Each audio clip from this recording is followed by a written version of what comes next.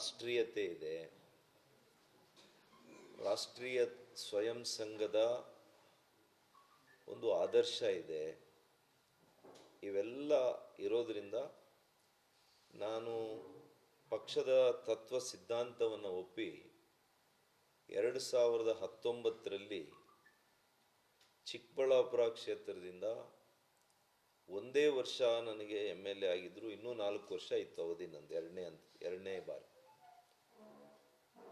ಎಲ್ಲಿ ಭಾರತೀಯ ಜನತಾ ಪಕ್ಷಕ್ಕೆ ಮರಳು ಭೂಮಿ ಅನ್ನುವಂತಹ ವಾತಾವರಣ ಚಿಕ್ಕಬಳ್ಳಾಪುರ, ಅಂಥ ಮರಳು ಭೂಮಿಯ ವಾತಾವರಣದಿಂದ ನಾನು ನನ್ನ ಇಡೀ ರಾಜಕೀಯ ಭವಿಷ್ಯವನ್ನು, ನನ್ನ ರಾಜಕೀಯ ಬದುಕನ್ನು, ನನ್ನನ್ನು ನಂಬಿರ್ತಕ್ಕಂಥ ಸಾವಿರಾರು ನನ್ನ ಸಹಚರರ ಅವರ ಒಂದು ಭವಿಷ್ಯ, ನನ್ನ ಅಭಿಮಾನಿಗಳ ಭವಿಷ್ಯ, ಇವೆಲ್ಲವನ್ನು ಕೂಡ ಒತ್ತೆ ಇಟ್ಟು ಭಾರತೀಯ ಜನತಾ ಪಕ್ಷಕ್ಕೆ ನಾನು ಸೇರಿದ್ದೆ. ಅದು ಇತಿಹಾಸ ನಿಮ್ಗೆ ಗೊತ್ತಿದೆ. ಮಾನ್ಯ ಯಡಿಯೂರಪ್ಪನವರನ್ನ ಈ ರಾಜ್ಯದ ಮುಖ್ಯಮಂತ್ರಿಗಳನ್ನಾಗಿ ಮಾಡಬೇಕು ಅಂತೇಳಿ ಅವತ್ತಿನ ಸಂದರ್ಭದಲ್ಲಿ ಸ್ವಾಭಿಮಾನಕ್ಕೆ, ಒಂದು ಸೆಲ್ಫ್ ರೆಸ್ಪೆಕ್ಟ್, ಇದಕ್ಕೋಸ್ಕರ ನಾನು ಅವತ್ತು ಹೋರಾಟ ಮಾಡಿ ಅನೇಕರು ನನ್ನ ಜೊತೆಯಲ್ಲಿ 15-16 ಜನ ಒಟ್ಟು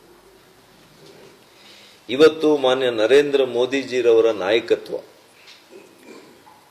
ಸಂಘ ಪರಿವಾರ ಮತ್ತು ಬಿಜೆಪಿಯ ಸಿದ್ಧಾಂತ, ಇವೆಲ್ಲ ನಂಬಿಕೆಗಳಿಂದನೇ ನಾವು ಇಷ್ಟು ವರ್ಷಗಳು, 5 ವರ್ಷ ಆಗಿದೆ ನಾನು ಬಂದು, ಅನೇಕರು ನಾವು ಬಂದು, ಮತ್ತು ಪಕ್ಷದಲ್ಲಿ ಕೂಡ ನಾವೆಲ್ಲ ಕೂಡ ಒಂದೇ ಅಂತೇಳಿ ಕೆಲಸ ಮಾಡ್ಕೊಂಡು ಹೋಗ್ತಾ ಇದ್ದೀವಿ. ಎಷ್ಟೇ ಅಪಮಾನಗಳಾಗಿದ್ರು, ಎಷ್ಟೇ ನನ್ನನ್ನು ರಾಜಕೀಯವಾಗಿ ತುಳಿಬೇಕು ಅಂತ ಪ್ರಯತ್ನ ಮಾಡಿದ್ರು, ಆ ಭಗವಂತನ ಕೃಪೆ, ದೇವರ ಕೃಪೆ ಇರೋದ್ರಿಂದ, ನನ್ನನ್ನು ನಂಬಿರ್ತಕ್ಕಂಥ ಮಹಾಜನತೆಯ ಅವರ ಆಶೀರ್ವಾದ ಇರೋದ್ರಿಂದ, ಮಾನ್ಯ ನರೇಂದ್ರ ಮೋದಿಜಿರವರ ಮತ್ತು ಮಾನ್ಯ ಅಮಿತ್ ಶಾರವರ, ಮಾನ್ಯ ನಡ್ಡಾರವರ, ಅದೇ ರೀತಿ ಮಾನ್ಯ BL ಸಂತೋಷ್ ಜಿರವರ, ನಮ್ಮ ರಾಜ್ಯದ ಪ್ರಮುಖ ನಾಯಕರುಗಳು ಮಾನ್ಯ ಅಶೋಕ್ರವರು, ಮಾನ್ಯ ಬಸವರಾಜ ಬೊಮ್ಮಾಯಿರವರು, ಮಾನ್ಯ ಪ್ರಹ್ಲಾದ್ ಜೋಶಿರವರು, ಇವರೆಲ್ಲರ ಆಶೀರ್ವಾದ, ಬೆಂಬಲ ಇದ್ದಿದ್ದರಿಂದ ಒಂದು ಸೋಲು, ಒಂದು ಆಘಾತ ಆದಮೇಲೆ ಕೂಡ 24ರಲ್ಲಿ ನನಗೆ ಚುನಾವಣೆಯಲ್ಲಿ ಸ್ವಾಭಾವಿಕವಾಗಿ ಟಿಕೆಟ್ ನನಗೆ ಬರಬೇಕಾಯ್ತು.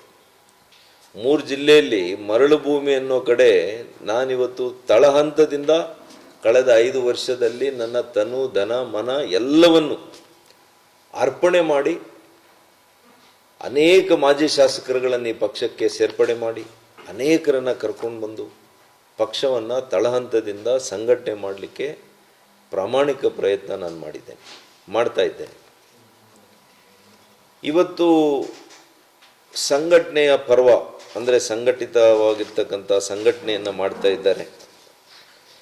ಇವತ್ತು ಜಿಲ್ಲಾ ಅಧ್ಯಕ್ಷರುಗಳ ನೇಮಕಾತಿ ಪ್ರಕ್ರಿಯೆ ಪ್ರಾರಂಭ ಆಗಿತ್ತು. ಯಾವುದೇ ಚುನಾವಣೆ, ಪಕ್ಷದ ಚುನಾವಣೆಗಳಾಗುವಂಥ ಸಂದರ್ಭದಲ್ಲಿ ಅದು ಸಂವಿಧಾನ ಪೂರ್ವಕವಾಗಿ ಆಗಬೇಕಾಗ್ತದೆ, ಸಂವಿಧಾನಬದ್ಧವಾಗಿ ಆಗಬೇಕಾಗ್ತದೆ, ಆಂತರಿಕ ಪ್ರಜಾಪ್ರಭುತ್ವಕ್ಕೆ ಮನ್ನಣೆ ಕೊಡಬೇಕಾಗ್ತದೆ. ಯಾವುದೇ ಚುನಾವಣೆ ಮಾಡಲಿಲ್ಲ ಈಗ. ಇವತ್ತು 1 ಗಂಟೆಗೆ ನನ್ನ ಸ್ವಂತ ಜಿಲ್ಲೆ ಚಿಕ್ಕಬಳ್ಳಾಪುರ ಜಿಲ್ಲೆಯಲ್ಲಿ ಸೌಜನ್ಯಕ್ಕೆ ಕೂಡ ಅವ್ರು ನನ್ನ ಜೊತೆ ಚರ್ಚೆ ಮಾಡಿಲ್ಲ ಇಲ್ಲಿವರೆಗೂ. ನಾನೇ ಅವರಿಗೆ ಫೋನ್ ಮಾಡಿದ್ದೇನೆ ಕಳೆದ 10 ದಿವಸದಲ್ಲಿ. ಫೋನ್ ರೆಸ್ಪಾಂಡ್ ಮಾಡಲ್ಲ, ಮೆಸೇಜ್ಗೆ ಉತ್ತರ ಕೊಡಲ್ಲ. 2 ಸಲ ಅಪಾಯಿಂಟ್ಮೆಂಟ್ ನಿಗದಿ ಮಾಡಿದ್ರು, ಮತ್ತೆ ಅಪಾಯಿಂಟ್ಮೆಂಟ್ ಮುಂದಕ್ಕೆ ಹಾಕಿದ್ರು. 2-3 ದಿನ ಆದ್ಮೇಲೆ ಸಿಗ್ತೀನಿ. ಮಾನ್ಯ ನಡ್ಡಾಜಿ ಅವರಿಗೆ ನಾನು ಒಂದು ಮೆಸೇಜ್ ಕಳಿಸಿದ್ರೆ ತಕ್ಷಣ ಅವ್ರು ನನಗೆ ಅಪಾಯಿಂಟ್ಮೆಂಟ್ ಕೊಡ್ತಾರೆ. RSS ಸಂಘಗಳಲ್ಲಿ ನಮಗೆ ಅಪಾಯಿಂಟ್ಮೆಂಟ್ ಕೇಳಿದ್ರೆ ಪಾಪ ಕೊಡ್ತಾರೆ. ಎಂತ ಹಿರಿಯ ಮುಖಂಡರುಗಳು ನಮಗೆ ಅಪಾಯಿಂಟ್ಮೆಂಟ್ ಕೊಡ್ತಾರೆ, ಕೇಳ್ತಾರೆ, ಸಮಾಲೋಚನೆ ಮಾಡ್ಕೊಂಡು ಏನೋ ಒಂದು ತೀರ್ಮಾನ ತಗೊಳ್ತಾರೆ. ಇಲ್ಲಿ ಸಮಾಲೋಚನೆನೇ ಇಲ್ಲ. ಇಲ್ಲಿರುತ್ತೆ, ರಾಷ್ಟ್ರೀಯತೆ ಇದೆ, ರಾಷ್ಟ್ರೀಯ ಸ್ವಯಂ ಸಂಘದ ಒಂದು ಆದರ್ಶ ಇದೆ. ಇವೆಲ್ಲ ಇರೋದ್ರಿಂದ ನಾನು ಪಕ್ಷದ ತತ್ವ ಸಿದ್ಧಾಂತವನ್ನು ಒಪ್ಪಿ 2019ರಲ್ಲಿ ಚಿಕ್ಕಬಳ್ಳಾಪುರ ಕ್ಷೇತ್ರದಿಂದ ಒಂದೇ ವರ್ಷ ನನಗೆ MLA ಆಗಿದ್ರು. ಇನ್ನೂ 4 ವರ್ಷ ಇತ್ತು ಅವಧಿ ನಂದು, ಎರಡನೇ ಬಾರಿ. ಎಲ್ಲಿ ಭಾರತೀಯ ಜನತಾ ಪಕ್ಷಕ್ಕೆ ಮರಳು ಭೂಮಿ ಅನ್ನುವಂತಹ ವಾತಾವರಣ ಚಿಕ್ಕಬಳ್ಳಾಪುರ, ಅಂಥ ಮರಳು ಭೂಮಿಯ ವಾತಾವರಣದಿಂದ ನಾನು ನನ್ನ ಇಡೀ ರಾಜಕೀಯ ಭವಿಷ್ಯವನ್ನು, ನನ್ನ ರಾಜಕೀಯ ಬದುಕನ್ನು, ನನ್ನನ್ನು ನಂಬಿರ್ತಕ್ಕಂಥ ಸಾವಿರಾರು ನನ್ನ ಸಹಚರರ ಅವರ ಒಂದು ಭವಿಷ್ಯ, ನನ್ನ ಅಭಿಮಾನಿಗಳ ಭವಿಷ್ಯ, ಇವೆಲ್ಲವನ್ನು ಕೂಡ ಒತ್ತೆ ಇಟ್ಟು ಭಾರತೀಯ ಜನತಾ ಪಕ್ಷಕ್ಕೆ ನಾನು ಸೇರಿದ್ದೆ. ಅದು ಇತಿಹಾಸ ನಿಮ್ಗೆ ಗೊತ್ತಿದೆ. ಮಾನ್ಯ ಯಡಿಯೂರಪ್ಪನವರನ್ನು ಈ ರಾಜ್ಯದ ಮುಖ್ಯಮಂತ್ರಿಗಳನ್ನಾಗಿ ಮಾಡಬೇಕು ಅಂತೇಳಿ ಅವತ್ತಿನ ಸಂದರ್ಭದಲ್ಲಿ ಸ್ವಾಭಿಮಾನಕ್ಕೆ, ಒಂದು ಸೆಲ್ಫ್ ರೆಸ್ಪೆಕ್ಟ್, ಇದಕ್ಕೋಸ್ಕರ ನಾನು ಅವತ್ತು ಹೋರಾಟ ಮಾಡಿ ಅನೇಕರು ನನ್ನ ಜೊತೆಯಲ್ಲಿ 15-16 ಜನ ಒಟ್ಟು ಅದೇ. ಇವತ್ತು ಮಾನ್ಯ ನರೇಂದ್ರ ಮೋದಿಜಿರವರ ನಾಯಕತ್ವ, ಸಂಘ ಪರಿವಾರ ಮತ್ತು ಬಿಜೆಪಿಯ ಸಿದ್ಧಾಂತ,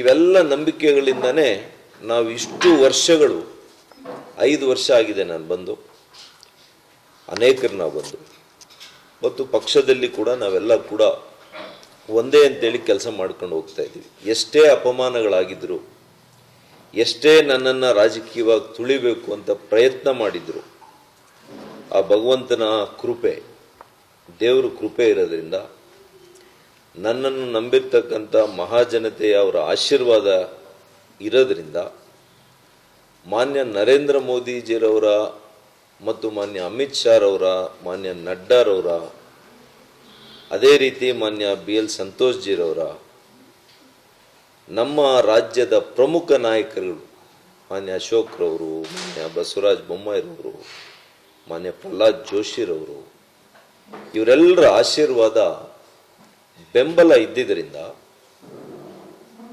ಒಂದು ಸೋಲು, ಒಂದು ಆಘಾತ ಆದಮೇಲೆ ಕೂಡ 24ರಲ್ಲಿ ನನಗೆ ಚುನಾವಣೆಯಲ್ಲಿ ಸ್ವಾಭಾವಿಕವಾಗಿ ಟಿಕೆಟ್ ನನಗೆ ಬರಬೇಕಾಯ್ತು.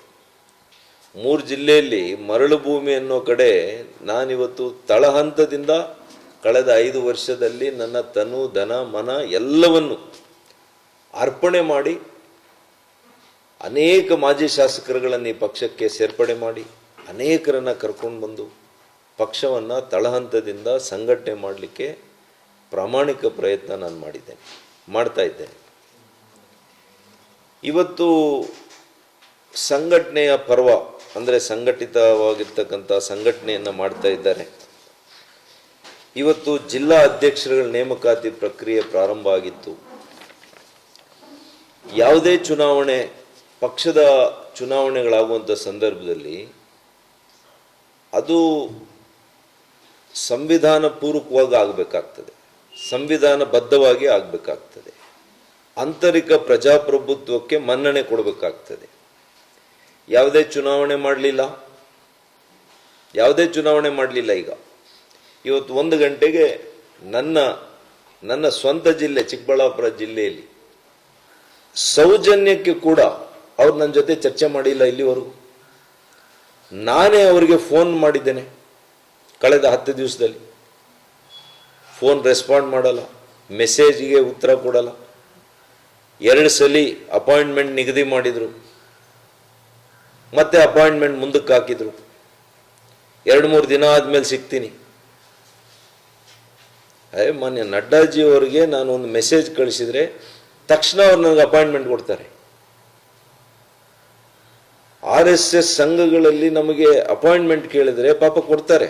ಎಂತಹ ಹಿರಿಯ ಮುಖಂಡರುಗಳು ನಮಗೆ ಅಪಾಯಿಂಟ್ಮೆಂಟ್ ಕೊಡ್ತಾರೆ, ಕೇಳ್ತಾರೆ, ಸಮಾಲೋಚನೆ ಮಾಡ್ಕೊಂಡು ಏನೋ ಒಂದು ತೀರ್ಮಾನ ತಗೊಳ್ತಾರೆ. ಇಲ್ಲಿ ಸಮಾಲೋಚನೆನೇ ಇಲ್ಲ.